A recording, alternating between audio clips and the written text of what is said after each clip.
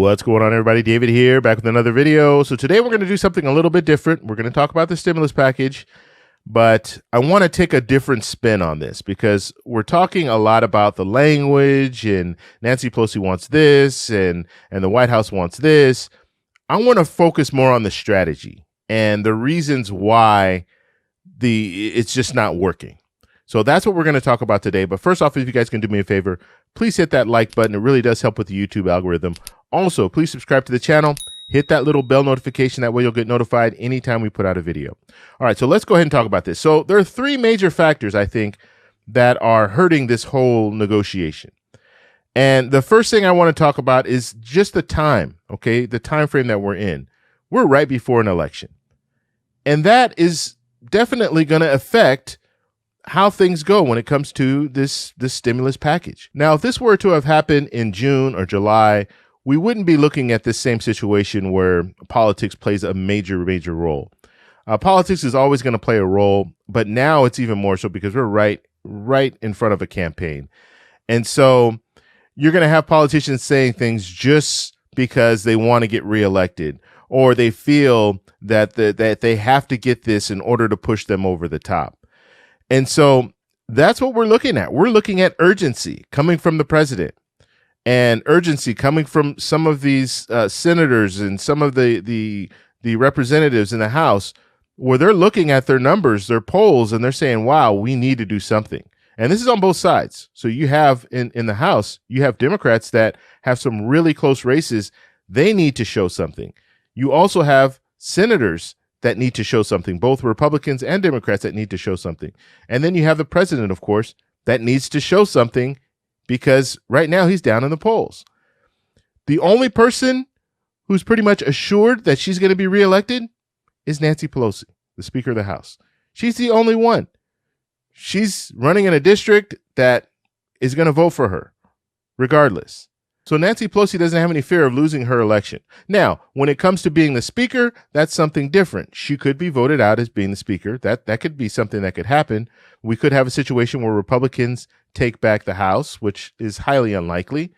But for the most part, she's safe. But the president is not. And so when we're looking at this urgency, yes, the leverage will go to Nancy Pelosi because the president needs to get something done. And so that means that he needs to move closer to that 2.2 trillion, then Nancy Pelosi needs to move down to that 1.8 trillion. And for those of you who didn't know, Nancy Pelosi already rejected the 1.8 trillion. Okay, I'll post a link in the description so you guys can check out and you'll see what she said in her letter. And mainly she was talking more about it's the language and she wants to fine tune some things. But like I said, when it comes down to it, this is all about politics now. We've gotten to that stage where even if they were to come up and they didn't have that language that she wanted, let's say they come up to 2 trillion, but there's certain language that they don't have, she could still turn it down. She's probably looking for the HEROES Act, that revised HEROES Act that she put out. She wants to see that in its entirety. And right now she has the leverage to do that. And that's the reality. And so we'll talk a little bit more why she has this leverage, but that's kind of where we are when it comes down to the situation. You have a president that there's a sense of urgency. He's down. Some polls are showing him down double digits against Joe Biden. And I know you could say, well, the polls last time showed Hillary Clinton up. Yeah, they showed her up by 3-4 points. They didn't show her up by double digits at this time. And so when you have polls showing Joe Biden up by double digits, there's a huge problem. And we won't see that the polls come out and say double digit lead and then Trump ends up winning. That's just not going to happen. Pollsters aren't off that much. And if they are off that much, then all the pollsters that are out there need to retire, and we need to have new pollsters in there because it's just not effective anymore. But that's the first thing. The sense of urgency right before an election. And it's unfortunate. And one thing that I don't like that Nancy Pelosi is doing is she's holding the American people hostage. I mean, both sides are really, but she is saying, okay, no, I'm not going to move until you come up to this 2.2 trillion. And who gets hurt out of this whole situation? The American people. Now, you can also say the White House is to blame because they're not coming up to 2.2 trillion, right? So they're staying at 1.8 trillion or whatever. They're moving up, which is great, but they're not coming up to that 2.2 trillion. This 2.2 trillion has been out for a while. We know that it's been 2 trillion plus for a while. This is no surprise. And so that's the first thing, the sense of urgency. Nancy Pelosi knows that President Trump he's down in the polls and he needs to get something done. So she knows that. So where's the urgency to move forward with something lower than 2.2 trillion if you know that the president is struggling where he is? Now, the next thing I want to talk about, the next major factor is Trump himself. We saw that 1.8 trillion yesterday came out, right? Soon after that, Trump goes on Rush Limbaugh and says, I want more than what the Republicans want and the Democrats want when it comes to a stimulus package. So now he's just stepped on this 1.8 trillion and says that he's willing to go higher than what the Democrats want. The Democrats want 2.2 trillion. He's willing to go higher than that.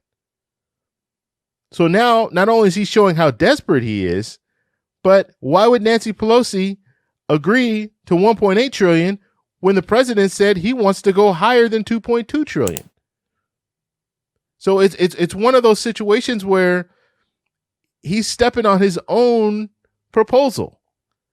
And it's just like this. Let's say you're selling a house or you're selling a car, and the buyer, you overhear the buyer talking to their spouse, and they're saying, "Wow, this is a really good deal. This $550,000 for this house is a steal.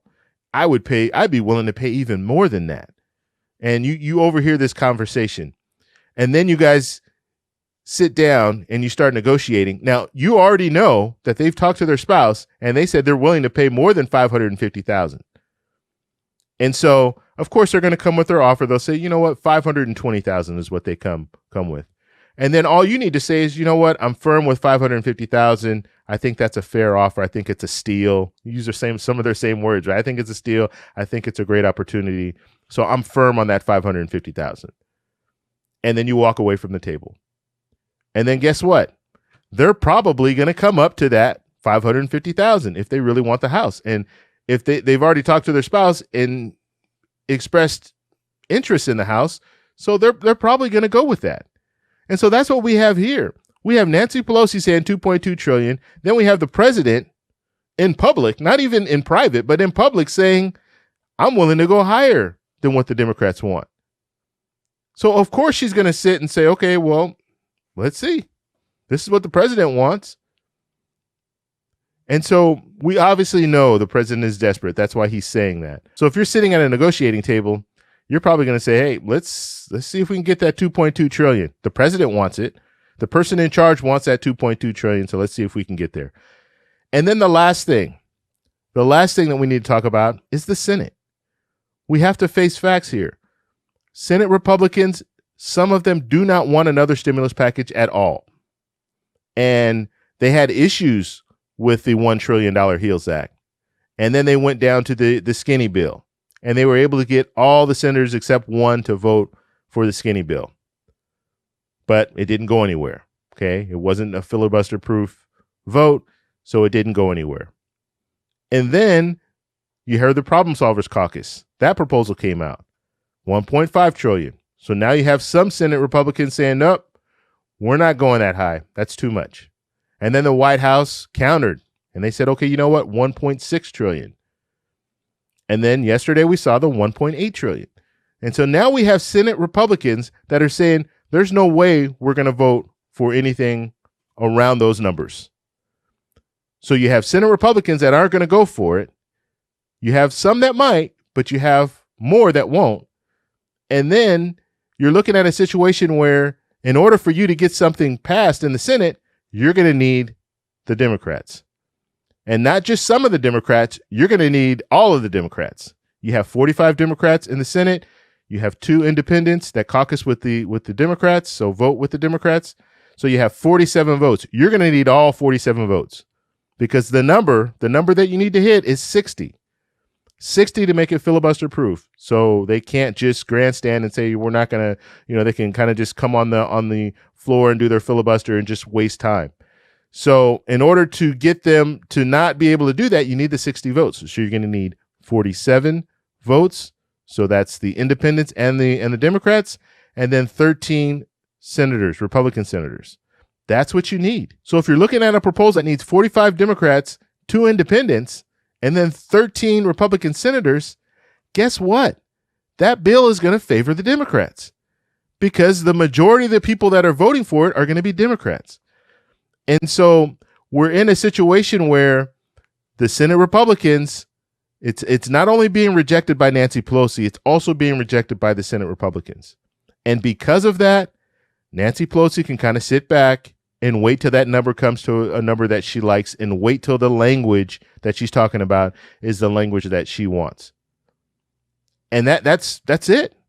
That's why we're in a stalemate, because the optics, the way this is going, the whole political landscape, the president needs this more than Nancy Pelosi needs it.